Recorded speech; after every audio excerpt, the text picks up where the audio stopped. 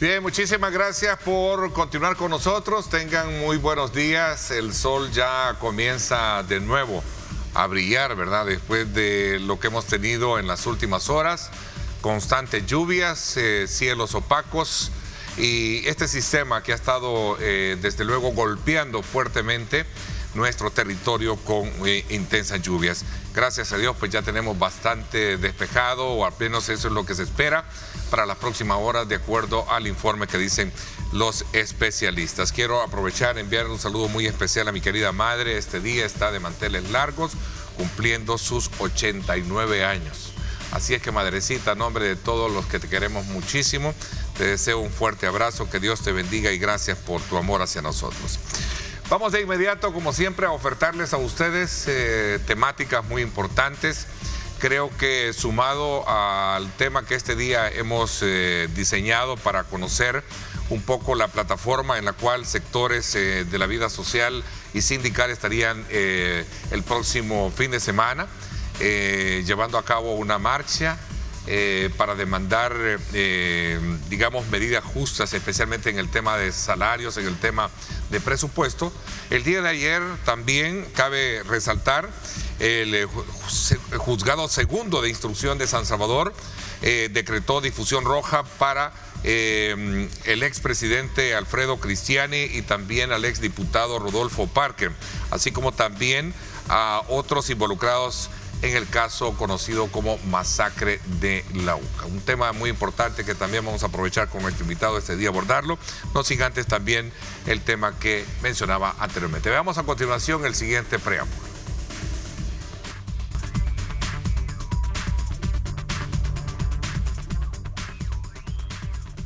El presupuesto general de la Nación 2025 sigue siendo un tema de intenso debate entre diversos sectores.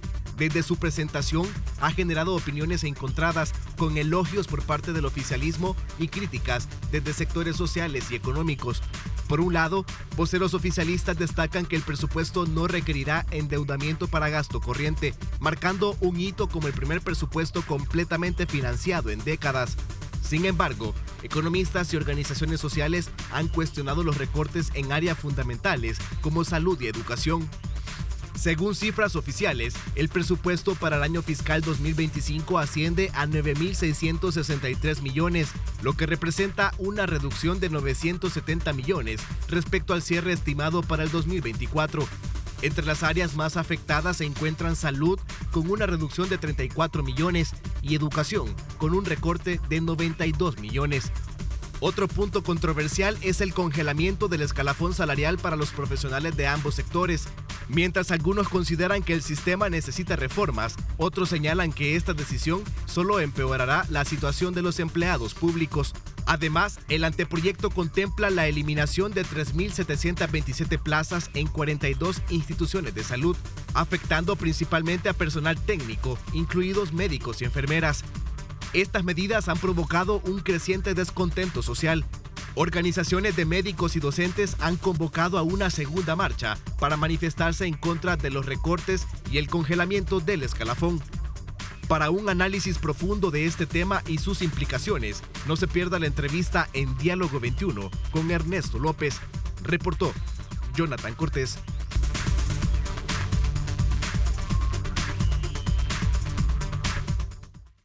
Gracias, Jonathan. Un enfoque primario de lo que teníamos.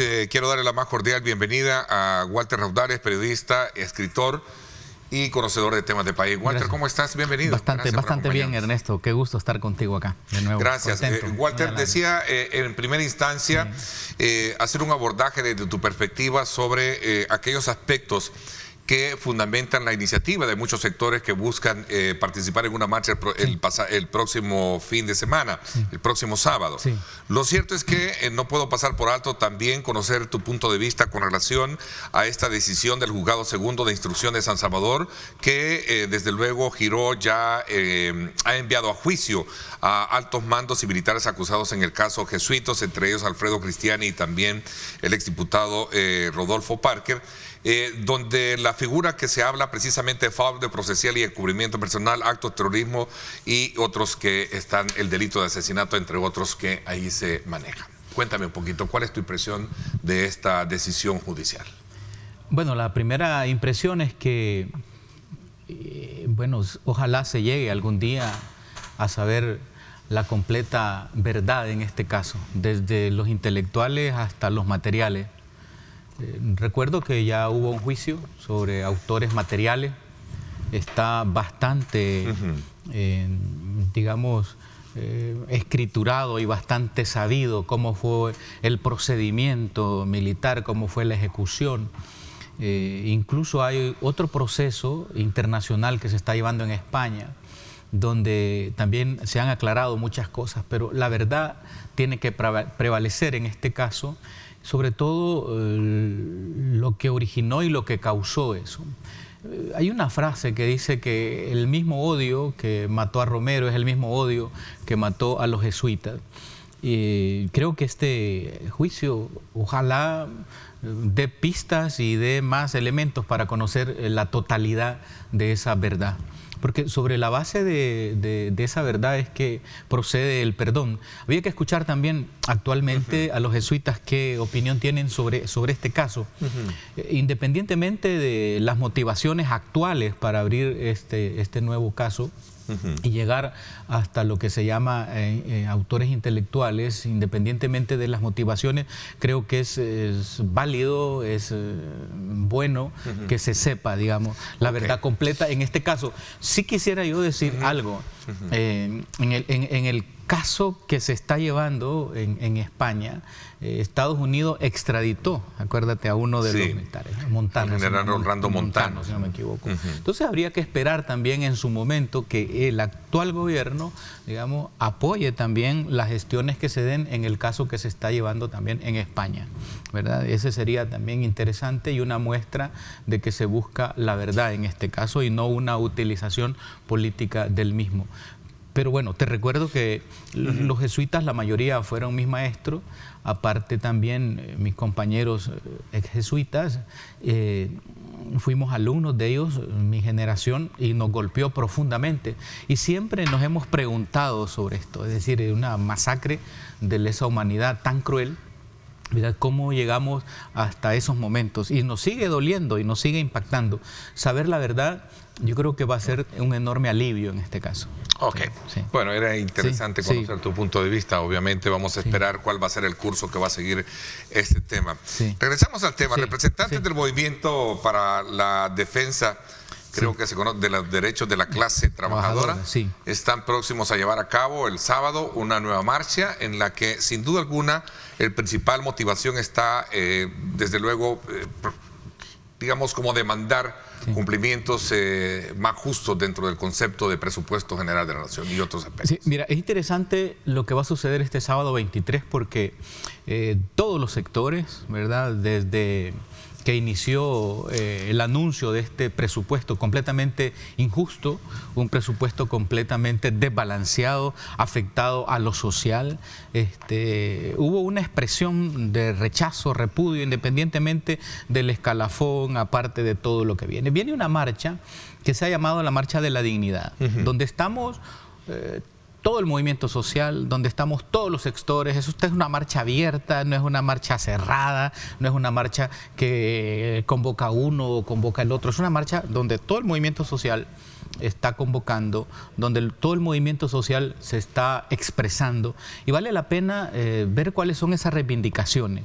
Y el punto principal es un presupuesto completamente injusto, pero no el presupuesto en sí mismo, sino lo que eso implica, porque implica, digamos, un abandono de lo social. Y cuando un presupuesto, digamos, sacrifica la salud, sacrifica la educación, tú te preguntas, ¿y entonces para qué este presupuesto? ¿Verdad? Es decir, entonces, ¿qué es lo que está de fondo? ¿Cuál es la política gubernamental que está sustentando un presupuesto que afecta a la salud, que afecta a la educación, bueno, que afecta el empleo? Porque una de las consignas que está, no solamente es un presupuesto equitativo y justo, sino también detener los despidos. Es decir, detener los despidos porque solo para congraciarse, digamos, con una exigencia del Fondo Monetario Internacional, tú vas a arrasar con 11.000 empleos, son 11.000 familias, son 11.000, digamos, si a tú le sumas todo eso, la cantidad de personas ya afectadas. Es preámbulo de lo que... Claro, es que está desde eso, desde que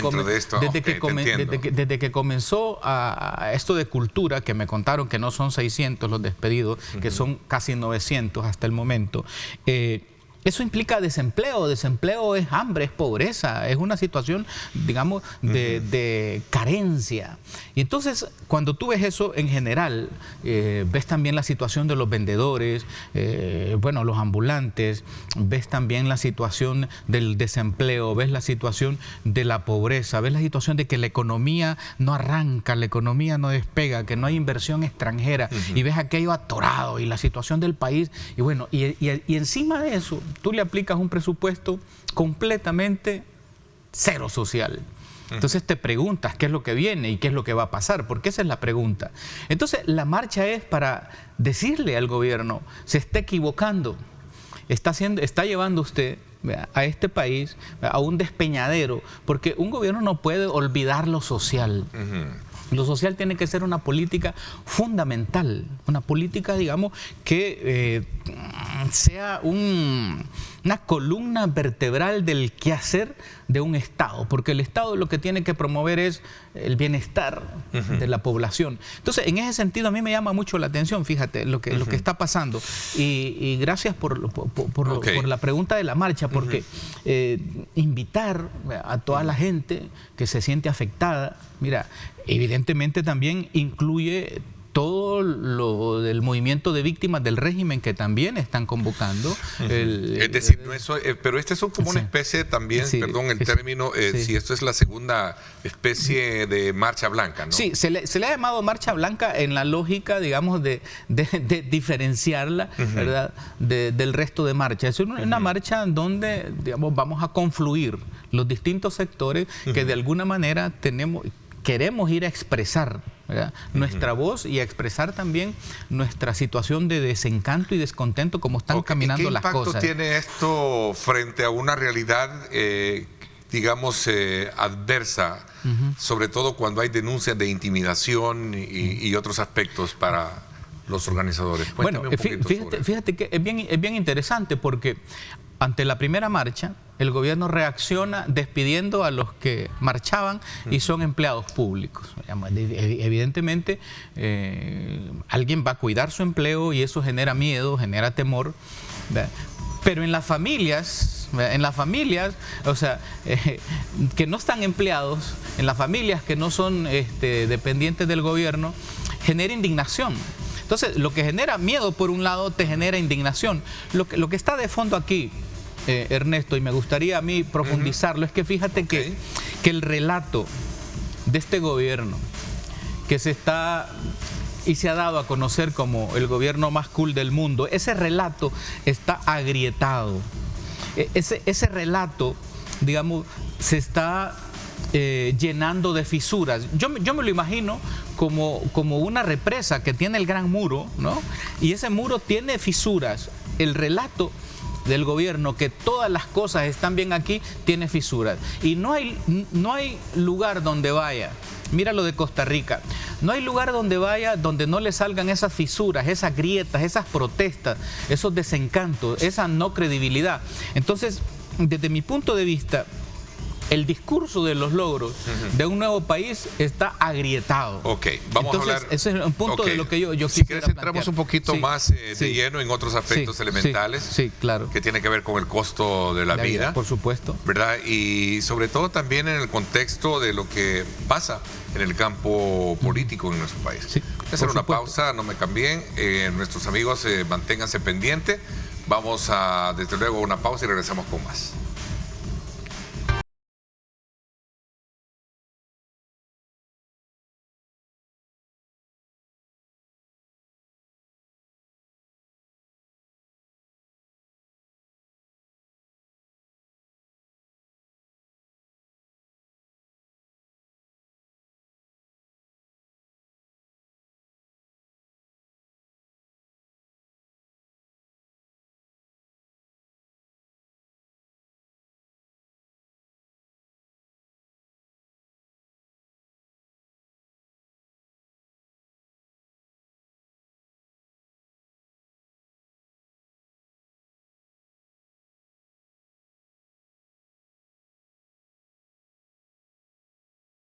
Y qué mejor momento para ofrecerle un café con calidad, una buena hora, una buena taza de café, y qué rico disfrutar de Café Rico, el café perfecto de la mañana. Ahí lo tiene usted para poderlo saborear a esta hora. Continuamos nuestra conversación con el periodista, escritor y conocedor de temas de país, Walter Raudales.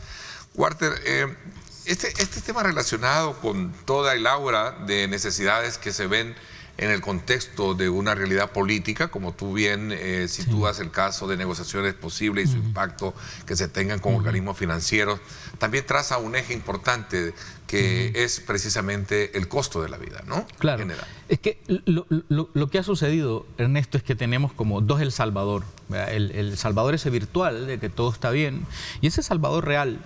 Entonces, ante esa virtualidad y la realidad, tú te haces un choque y te preguntas, bueno, el relato del gobierno es este: todo está bien, somos los más cool del mundo, qué belleza, qué bonito, pero después está el otro relato. Entonces yo creo que lo que sucede es una disputa por la narrativa, es una disputa por el relato. Entonces, en esta marcha del sábado 23, el cual están invitados a las 8:30 de la mañana, saliendo del Salvador del mundo, tenemos que expresarnos. Entonces ahora, digamos, este gobierno tiene que ver al pueblo, tiene que escuchar al pueblo, tiene que escuchar a la gente, tiene que escuchar ese desencanto. O sea, no es a través de las redes que lo vas a pagar, ni con miedo, ni con destituciones. O sea, hay hambre, o sea, hay desempleo, o sea, hay una violación permanente a la Constitución. O sea, es decir, la situación social, digamos, es injusta. Hay tortura en las cárceles, hay miles de madres que no saben sobre sus hijas o hijos capturados.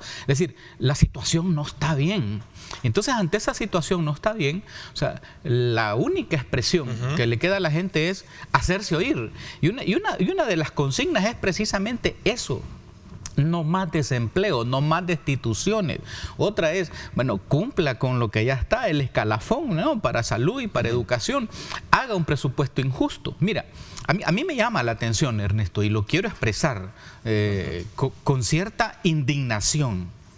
Porque las palabras del jefe de fracción del partido Nuevas Ideas, poniendo casi a las escuelas como un nido de pandillas, eso me parece a mí oscurantista, es decir, mucho antes que la Edad Media. Okay. Porque las pandillas se originan por una situación injusta, por hogares disfuncionales, por familias divididas por la migración, por una injusticia social, por pobreza, todo eso, pero no es la educación, no es la escuela. Es como que tú culpes a un templo o a una iglesia porque ahí hay demonios adentro. Es decir, no es ese el punto. Me parece a mí aberrante, pero en medio de toda esta infodemia, infodemia es esa enfermedad de saturación de información. En medio de toda esa infodemia, o sea, tiene que entender este gobierno que hay cosas que no están bien, que son injustas. Tenemos preguntas ya a nuestro público para darle paso y ver la opinión de ellos. Tenemos ya, me dice, ahí está, una pregunta, dice: buenos días, quisiera saber qué piensa el señor Walter sobre lo que dijo el sector sindical, que no se metieran los partidos políticos a la marcha. Sí, eso fue en la marcha anterior, en la marcha pasada. ¿Y hoy? En esta marcha es todo el mundo, estamos invitados, ¿los partidos políticos, y tienen derecho a marchar, es decir, tienen derecho a marchar, que vayan. Es todos los sectores, es a expresar una situación. Es decir, esa dicotomía o división maniquea de que lo político no, porque esto es social, no puede ser de esa manera. Es decir, porque ¿qué es lo que sucede? El ser humano en sí mismo, todo es política, todo lo que hacemos es política. El color que te pones, la corbata que te pones, qué es lo que dices. O sea, tú no puedes, y eso es una cosa que hay que pararla ya. Okay. Es decir, eso es partido político, eso es político. No, o sea, lo político no, ese maniqueo de bueno y malo, no. ¿Por qué crees tú entonces que los profesionales de la medicina y otros rechazaron esa? No, fueron los sindicatos que después pactaron con el gobierno, que dijeron que no querían políticos, pero no fueron en ningún momento, ha dicho las organizaciones de médicos, de hecho hay organizaciones de maestros que han invitado. Yo he visto, por ejemplo, el Frente Magisterial invitando a todo el mundo a la marcha, es decir, que vayan organizaciones sociales, que vaya movimiento social de derecha, de izquierda, de centro, de iglesia, de donde sea. Hay que ir a expresarnos. Porque el planteamiento, perdón Ernesto, el planteamiento es este. El planteamiento es que, ¿cómo salimos de esto? Nos salimos a través de la organización, a través de la unidad, pero sobre todo de la movilización. Déjeme un poco comprender digamos, el éxito a partir que podría tener, digamos, o el efecto positivo de la convocatoria. De hecho, hay una pregunta que la voy a concatenar, que hacen los televidentes. Saludos, ¿tiene más convocatoria el TikToker hondureño que los de la marcha? Dice. O sea, a eso me refiero. ¿Quiénes estarán en la marcha? ¿Quiénes están invitados? Bueno, en la marcha, las personas y las víctimas familiares afectados por el régimen, ¿verdad? Por el régimen. El presidente aceptó en Costa Rica que habían liberado 8.000. Fíjate, 8.000 capturados inocentes. Yo me acuerdo aquí cuando venía al 21 el viernes, ¿te acuerdas? En el debate que yo hablé en aquel momento de 4.000 y se asustaron.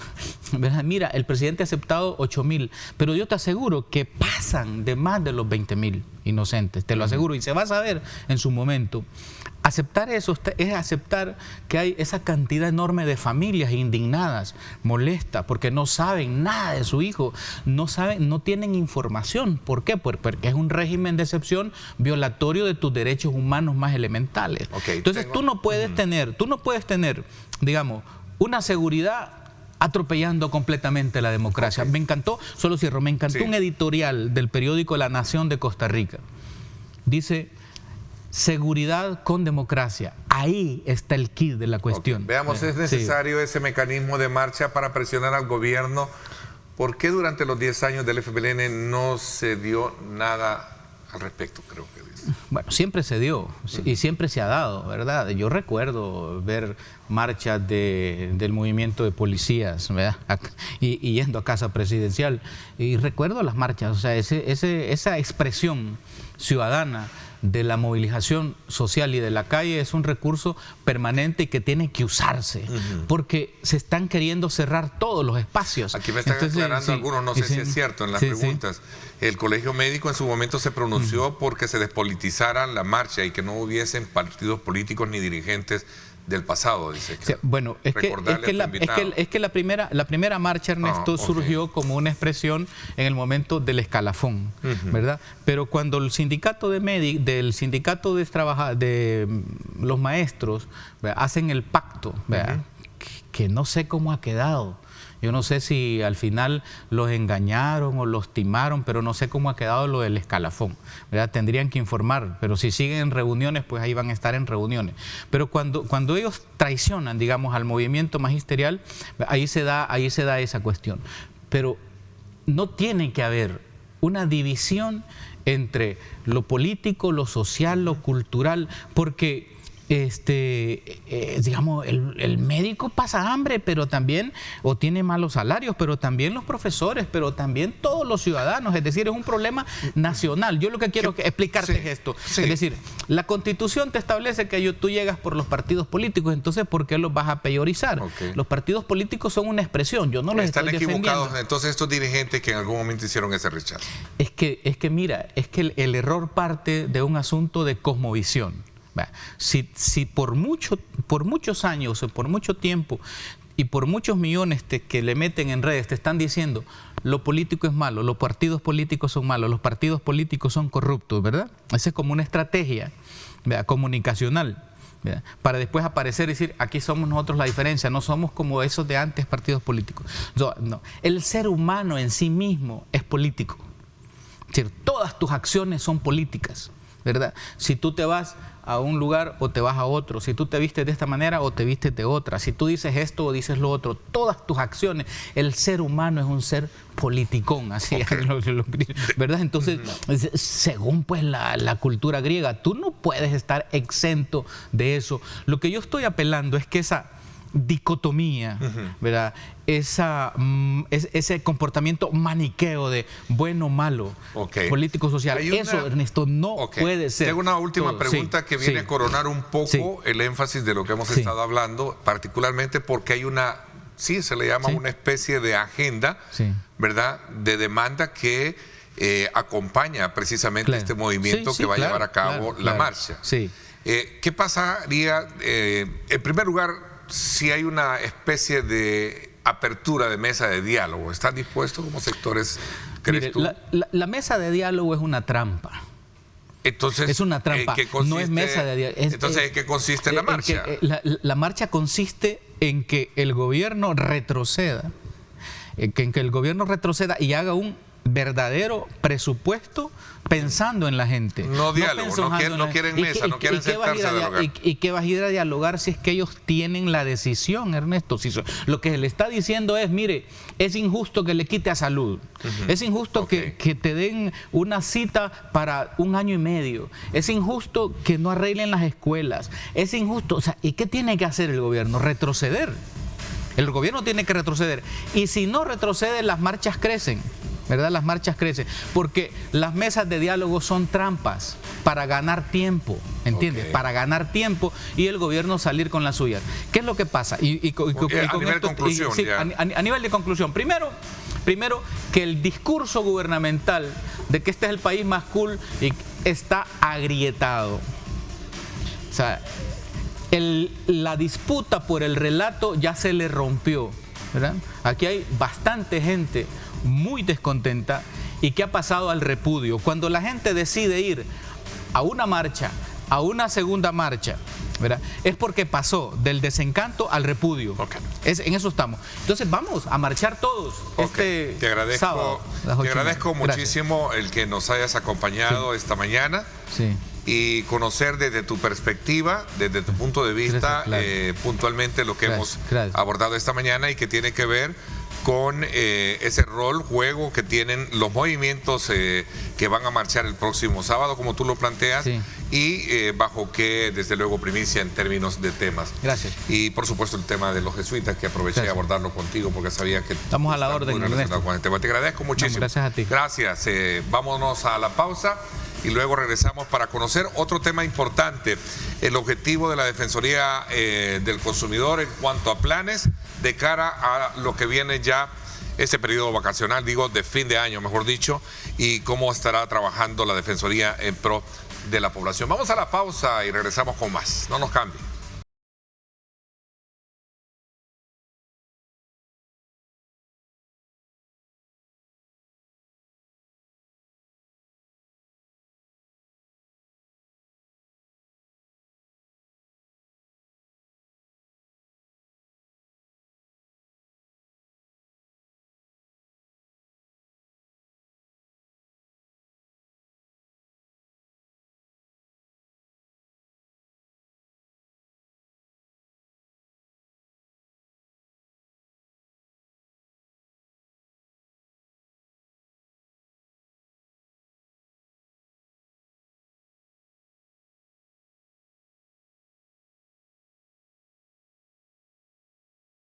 Bien, gracias nuevamente por estar con nosotros. Vamos a la segunda parte del programa esta mañana y le damos la más cordial bienvenida al presidente de la Defensoría del Consumidor, Ricardo Salazar. Bienvenido, gracias por acompañarnos. Muy buenos días, Ernesto, y un placer, pues, y un saludo a todos los amigos televidentes, estar pues en el programa a efectos de poder compartir importante información sobre los derechos de nuestra población y sobre todo, pues, cómo los puede ejercer.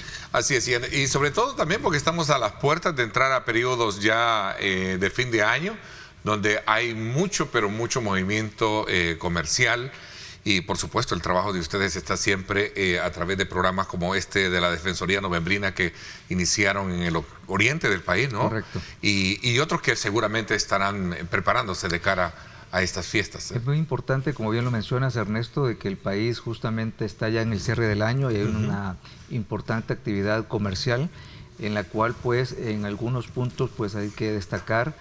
Justamente desde la semana pasada nos encontramos en el oriente del país trabajando intensamente de cara, pues, a las celebraciones que se realizan en la ciudad de San Miguel, relacionadas al carnaval y a las fiestas que se realizan, pues, en esa ciudad. Estamos desarrollando la Defensoría Novembrina, la cual, pues, busca precisamente el poderle brindar a nuestra población del oriente del país esa protección en materia de consumo, que es muy importante en vista de que hay una intensa actividad comercial en esa zona, ¿verdad? También, pues, hay una importante afluencia de salvadoreños en el exterior que precisamente visitan la ciudad de San Miguel, de todo el oriente del país, para poder celebrar estas fiestas, y también pues de extranjeros, turistas que vienen precisamente a esta celebración. Así que hay un despliegue que está vinculado a todo el tema de atención, ¿verdad? De las que pueda generarse en esa ciudad, también todo el tema de la verificación, a efecto, por ejemplo, erradicar la venta de producto vencido.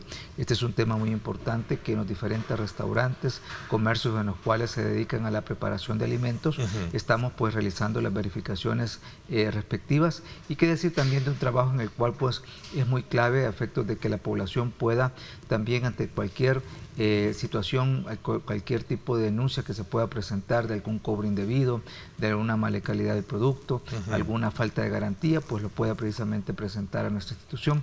Así que este despliegue ha estado desde la semana pasada, continuamos justamente esta semana, a efectos de poderle brindar esa protección tan importante a nuestra población.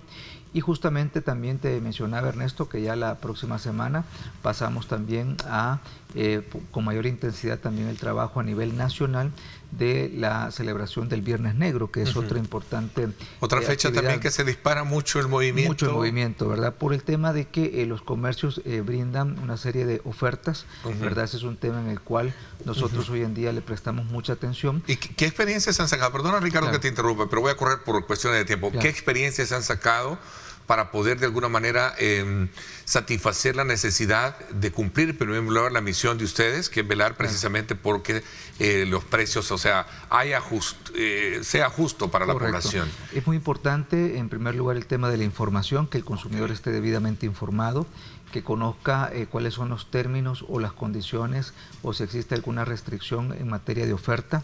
Estamos nosotros trabajando fuertemente con más de 600 comercios a nivel nacional, pues por medio del programa Aquí se respetan los derechos del consumidor, estamos procurando, por ejemplo, erradicar la publicidad engañosa, esa publicidad que muchas veces es el gancho para llamar al consumidor, y de esa manera pues en muchos de estos casos no existe pues una oferta como tal. En años anteriores pues hemos nosotros estado muy atentos a las labores de verificación que nuestros equipos realizan a nivel de los diferentes comercios, y hemos detectado, por ejemplo, publicidad engañosa en algunos comercios que tienen habladores o que tienen anuncios que muestran descuentos hasta un cierto porcentaje, puedo decir, por ejemplo, hasta un 75-80% de descuento en productos seleccionados, y al momento de entrar y poder verificar en el comercio cuáles son esos productos, resulta ser que no existen. Son situaciones en las cuales hoy en día estamos trabajando fuertemente a efectos de poder erradicar. Lo mismo, esos descuentos que no son descuentos, es una situación en la cual también hemos logrado evidenciar en la medida que estamos dando a conocer la información de más de 1.500 productos que estamos monitoreando periódicamente, y que el consumidor puede darse cuenta cómo en algunos casos estos precios justamente en las semanas previas al Viernes Negro son inflados para poder posteriormente estos comercios reflejar como que hay un descuento como tal. Entonces son situaciones en las cuales hoy nosotros estamos atendiendo, estamos brindándole esta información a nuestra población, y el llamado que hacemos precisamente a consultar nuestro sitio, nuestro portal de información de precios de electrodomésticos, de productos del hogar, de muebles como tal, también de productos electrónicos. Este portal se denomina Compara. En Compara pues usted puede conocer los precios históricos de más de 1.500 productos de los que he denominado anteriormente, a efectos de poder conocer si el precio que en este momento le están brindando es o no. Ok, tengo una pregunta ahí. Saludos, buenos días. Dice, quisiera saber por qué no publican el nombre de las empresas sancionadas, dice, de lo que hablamos. Bueno, esta información es de carácter público, se pueden, y se dan a conocer precisamente a través de nuestro sitio web. Es bien importante que la población lo pueda consultar, incluso se pueden hacer y hacer las consultas de las resoluciones para, a través de versiones públicas, dar a conocer justamente la información de los motivos o de las razones por las cuales se realizaron las sanciones. De hecho, me gustaría informar que desde junio de 2019 a la fecha hemos impuesto a través de nuestro tribunal sancionador más de 9.5 millones de dólares en multas. Estos 9.5 millones en multas también le acompañan alrededor de 2.7 millones que hemos también a través de órdenes de nuestro tribunal, de resoluciones de nuestro tribunal, se ordenaron justamente montos de devolución a los consumidores.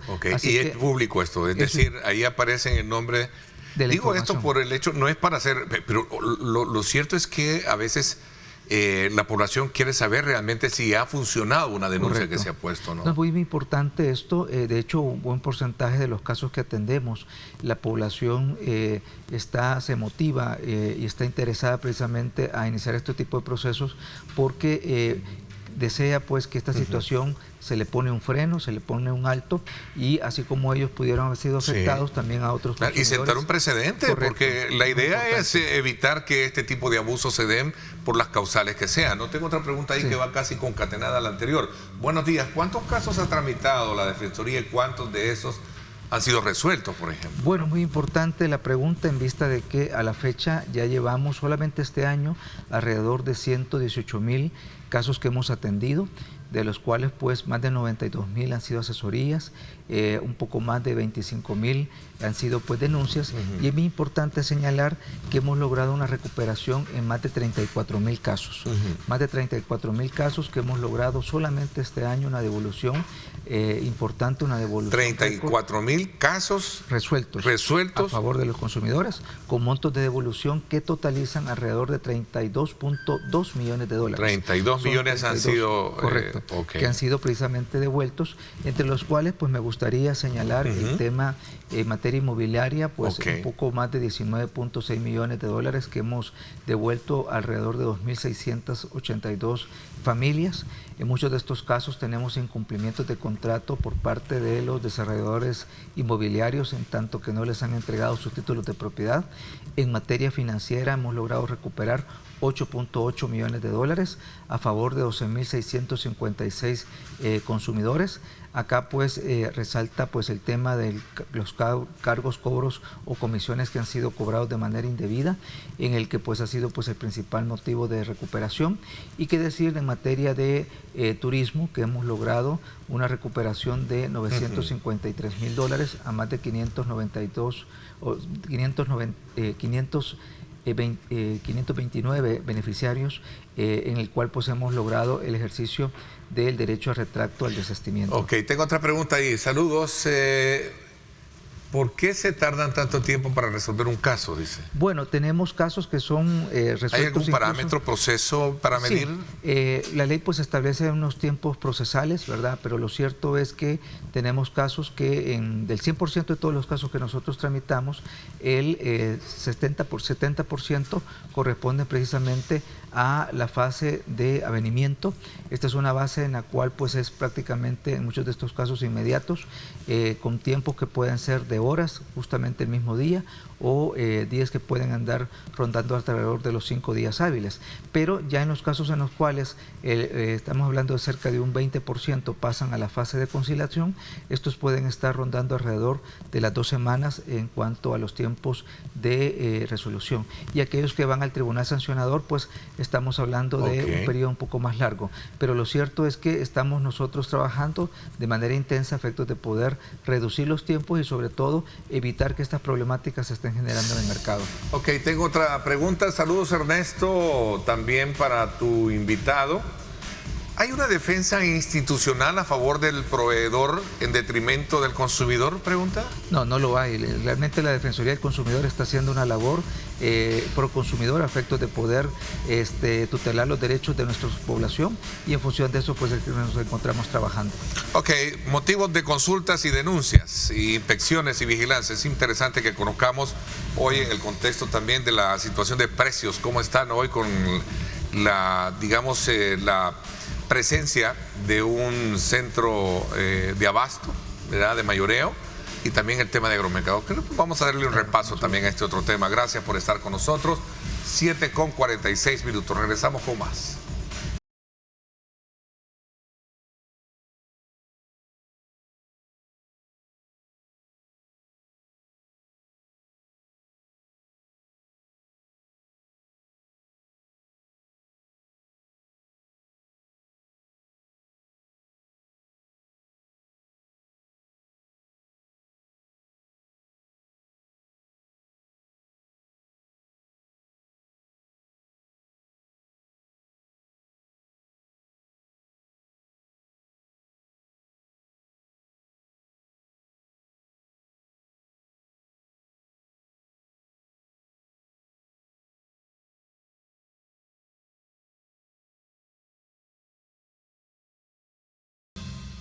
Bueno, gracias nuevamente por estar con nosotros. Continuamos nuestra conversación con el presidente de la Defensoría del Consumidor, Ricardo Salazar.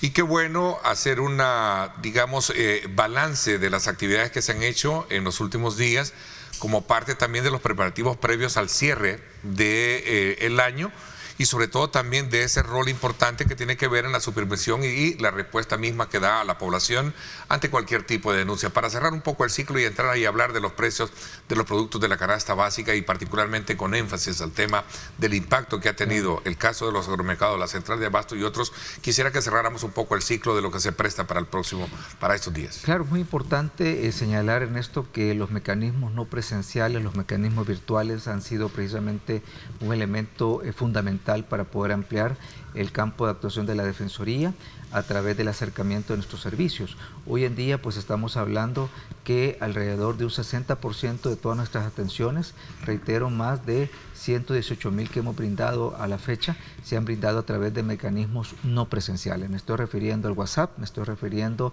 a la atención en línea, me estoy refiriendo a nuestros kioscos virtuales que se encuentran pues en nuestros consulados, me estoy refiriendo a todos esos mecanismos, más de 35 mecanismos de atención no presencial que hoy en día estamos nosotros atendiendo pues a más de un 60% de los casos que hoy en día llegan a la Defensoría del Consumidor.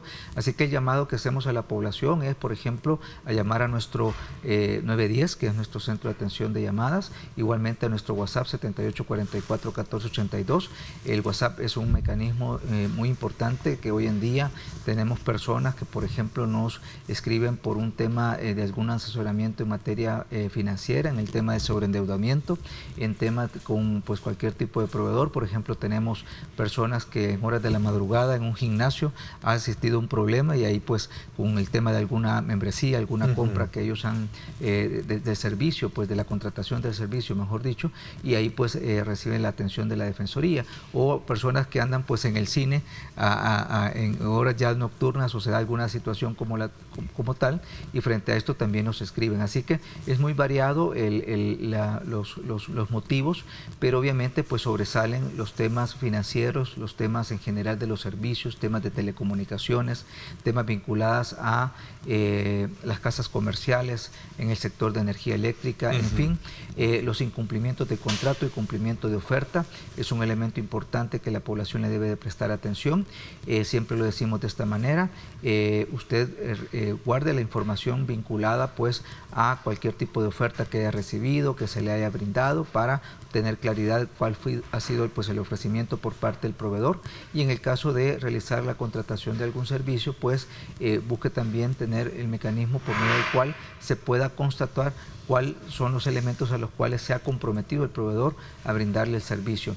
Igualmente pues en el tema de la mala calidad de producto y de servicio, hoy que viene pues una temporada de fin de año donde muchas personas le prestan atención la compra de lavadoras, la compra de secadoras, refrigeradoras, cocinas, pregunte por el tema de la garantía, pregunte por los temas justamente en los cuales hoy en día todo proveedor que le brinda una garantía de fábrica tiene la obligación de llevar un registro pues ya sea electrónico o físico, por medio del cual quede pues ahí identificado pues cuál es el nombre del proveedor al cual tiene el beneficio a la garantía. Igualmente pues estos son temas que hoy en día lo estamos atendiendo. Vámonos a los agromercados. ¿Qué impacto está teniendo esto? Escuchamos a nivel de noticias de que habían quejas, incluso que en el caso de la Tentona y también reclamos de que los mercados municipales tenían bajas en ventas producto precisamente del factor competitivo que estaban generando los agromercados y ahora la nueva central de abasto. Bueno, bajo la dirección del presidente Nayib Bukele, en este pilar económico que ha sido pues fundamental, el tema de alimentación, se han pues brindado una serie de acciones, las cuales ya han comenzado a dar sus resultados, como ya lo indica Ernesto. Tenemos pues por ejemplo la eliminación de los aranceles a más de 100 productos, sobre todo alimentos y también insumos agrícolas, que decir también de esta importante labor de verificación que nosotros estamos realizando en diferentes agentes de la cadena de suministro, y que decir también de puntualmente de esta importante labor o estrategia a través de los agromercados y también de la central de abasto. Todo esto viene a contribuir a mercados que sean de abastecimiento de alimentos mucho más competitivos, en el cual estamos haciéndolos mucho más eficientes. Por ejemplo, en el tema de los agromercados, estos contribuyen precisamente a que los precios de los agricultores, de los productos que ellos están pues cosechando y sembrando periódicamente, se acerquen al consumidor, y cambiar precisamente un esquema en el cual pues anteriormente todos los riesgos eran asumidos por los productores y todos los costos eran asumidos por los consumidores. Estamos cambiando precisamente ese esquema a un esquema en el cual se acercan los productos precisamente al consumidor, son precios más atractivos para los agricultores, precios más accesibles para el consumidor, y obviamente que la central de abasto viene a ser una alternativa importante no solamente para el consumidor final, sino que también para toda la cadena de suministro. Estamos hablando de restaurantes, estamos hablando de mercados que están en el interior del país, en el cual hoy tienen una nueva opción, una opción competitiva, una opción de buenos precios, una opción de precios y de productos que son de mejor calidad, a la cual pueden acceder. Hay una pregunta acá que me parece que bien interesante conocer su respuesta desde la Defensoría. Dice: hola Ernesto, buenos días. Una pregunta: ¿cuál es la razón por lo que los precios se venden más bajo en el caso de los agromercados y por qué afuera lo hay? Esa es una violación, si en un dado caso existe, a la ley del consumidor, dice. Bueno, no existe, en el tema de precios. No existe una regulación de precios en este momento, pues en el tema de los alimentos. Eso es bien importante señalar. Lo que sí hay un libre mercado, y el gobierno lo que está fomentando precisamente es establecer condiciones para que exista la competencia y que el consumidor pueda elegir los lugares en los cuales pues pueda adquirir los productos de mejor manera.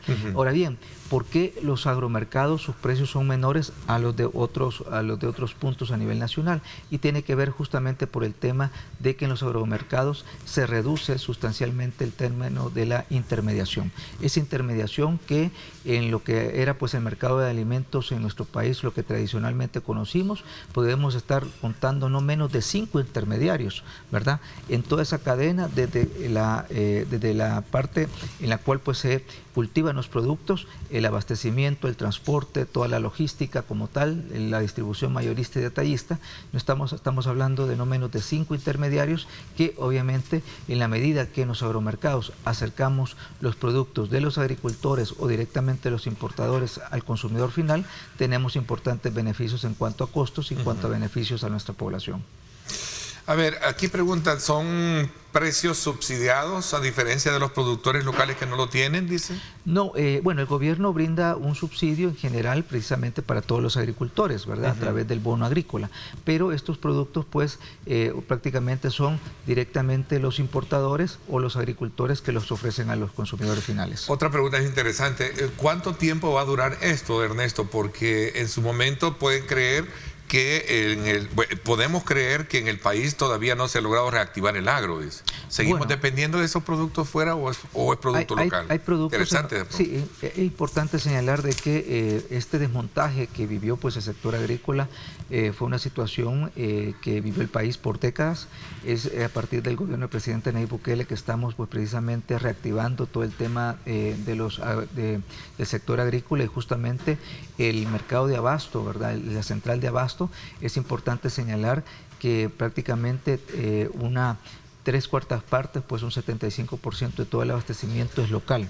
Eso no es el resultado de la casualidad, es el resultado de todos estos años de trabajo en el cual pues precisamente se está viendo el resultado, un resultado en el cual nos permite tener ya una central donde predomina el producto nacional, y esperamos que en la medida que también se vaya fortaleciendo otras áreas o otras ramas justamente de la actividad agrícola, esto vaya también fomentando precisamente mejores precios y a menor dependencia de las importaciones. Entiendo que es uno de varios centros de abasto de mayoreo, ¿o solo será uno? Bueno, se busca precisamente ampliar esta medida, ¿verdad? En la medida que también la producción nacional vaya también creciendo, ¿verdad? Así que esperamos, pues así como los agromercados han ido creciendo, que también se vayan evaluando las acciones para que estas centrales de abasto se vayan acercando más a nuestra población en el interior del país. Ricardo, ya para cerrar, un mensaje a la población de alivio, de esperanza para poder no ser víctima de los abusos. Bueno, que cuente Cuéntame. con la Defensoría del Consumidor, somos una institución cercana pues a sus intereses, estamos atentos a poder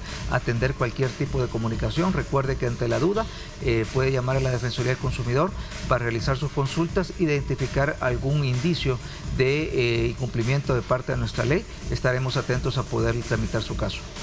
Ricardo, gracias por asistir siempre y actualizarnos precisamente con la información que hace la Defensoría del Consumidor en pro de los consumidores. Gracias por habernos acompañado. Bueno, mucho gusto, Ernesto, y recordar a nuestra población que nuestro 910 y nuestro WhatsApp 7844-1482 estarán atentos a sus comunicaciones. Ok, cualquier denuncia es el 910 o 910, ¿verdad? Correcto, o el 7844-1482. Gracias, Ricardo. Bueno, un placer. Así es, gracias amigos. Antes de finalizar, siempre los invito a que no se pierdan Pulso Ciudadano con Julio Valdivieso esta noche, ¿verdad? A las 8 de la noche por Canal 21, 9 de la noche por Canal 19. Por mi parte, eso es todo por hoy. Pásenla bien y como siempre recuerden lo más importante, amar a Dios sobre todas las cosas.